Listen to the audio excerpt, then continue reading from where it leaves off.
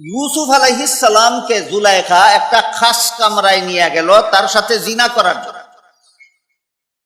এই কামরার ভিতরে ইউসুফ এবং জুলাইখা ছাড়া তৃতীয় কোনো মানুষ ছিল না। ইউসুফ সেই কামরার ভিতরে ঢুকে দেখলেন কামরার এক পাশে কোনো একটা কিছু পর্দা দিয়া ঢাকা। জুলাইখাকে জিজ্ঞাসা করলেন, কামরার এক পাশে পর্দা দিয়ে কি ঢেকে রেখেছ?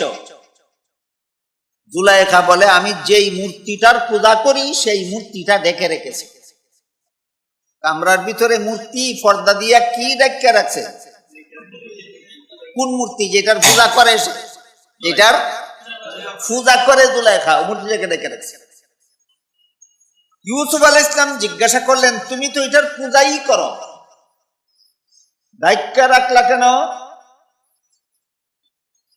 বলে, পূজা করি, সময় করি, কিন্তু এখন তো আমি মূর্তিটার পূজা করব না, এখন আমি তোমার সাথে জিনা করব।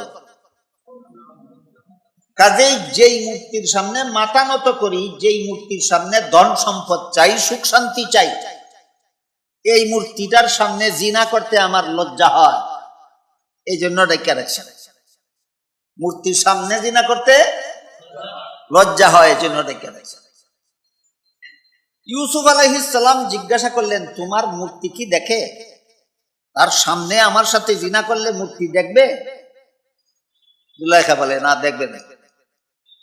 ইউসুফ জিজ্ঞাসা করেন, যেই মূর্তির সামনে জিনা করলে দেখে না, এটাকে খোলা রাখিয়া জিনা করা যেই কথা, ডাক্কা করলে তো সেই কথা। এটারে ডাকার তো কোনো সার্থকতা নাই, এটা তো ডাকলেও দেখে না, না ডাকলেও দেখে না। কথা বুঝতে পারতেছেন? ইউসুফ আলাইহিস সালাম জুলাইখাকে জিজ্ঞাসা করলেন, যে মূর্তি দেখে না তাকে ডাক্কা তার সামনে জিনা করলে যেভাবে দেখবে না, খোলা রেখে জিনা করলেও তো দেখবে না, তাহলে ডাকার দরকারটা কি? সে বলে, জুলাইখা বলে, যদিও আমার মূর্তিকে না দেখে তার সামনে জিনা করলে সে দেখবে না, দেখে না, কিন্তু কারিগরে তার চক্ষুগুলি এমন ভঙ্গিতে বানাইছে। তখন ইউসুফ আলাইহিস সালাম বললেন, তোমার মূর্তি আসলে দেখে না, তার চোখের মধ্যে দেখার একটা ভঙ্গি আছে, এই জন্যই যদি তার সামনে আমার সাথে জিনা করতে তোমার লজ্জা হয়, আমার আল্লাহ তো আসলেই দেখে, সেই আল্লাহর সামনে তোর সাথে জিনা করতে কি আমার লজ্জা হয় না?